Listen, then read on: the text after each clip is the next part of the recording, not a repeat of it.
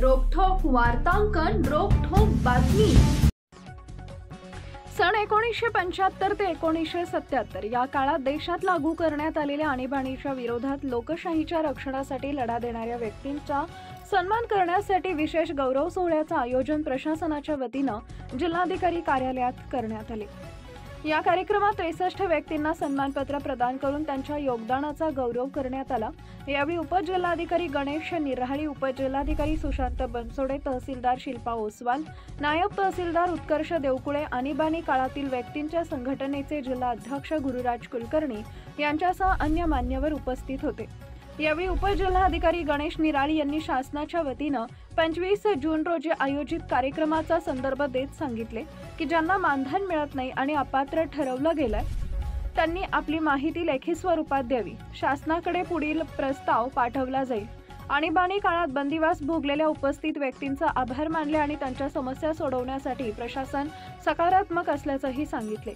जिल्हा अध्यक्ष गुरुराज कुलकर्णी यांनी आपल्या भाषणात सांगितले की आणीबाणी काळात आम्ही सैनिक म्हणून लढलो। आम्ही मानधनासाठी नव्हे तर देशाच्या लोकशाही रक्षणासाठी संघर्ष केला आणि त्यांनी प्रशासनाचे आभार मानले, उपस्थितांना जयघोषाने प्रेरित केले। आणीबाणी काळात बंदिवास भोगलेले संजय कुलकर्णी यांनी जयप्रकाश नारायण यांच्या नेतृत्वाखाली 12 महिने कारावास भोगल्याची आठवण सांगितली। वयाने जरी वाढले असलो तरी उत्साही आजही तरुण आहे असं ते म्हणाले। प्रफुल्ल कुलकर्णी यांनी प्रदर्शन, पत्रव्यवहार आणि संवादाच्या माध्यमातून सत्याग्रहींना एकत्र आणल्याबद्दल समाधान व्यक्त केले। हा कार्यक्रम लोकशाहीच्या मूल्यांची आठवण करून देणारा ठरला असून आणीबाणीच्या काळात लोकशाहीच्या रक्षणासाठी लढा देणाऱ्या व्यक्तींच्या संघर्षाचा गौरव करण्याचा एक महत्त्वाचा टप्पा ठरला आहे।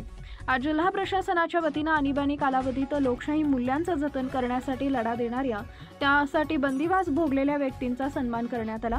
यामध्ये मुख्यमंत्री महोदयांच्या स्वाक्षरीचे 63 बंदिवास घडलेल्या व्यक्तींचे प्रमाणपत्र प्रशासनाला प्राप्त झाले होते।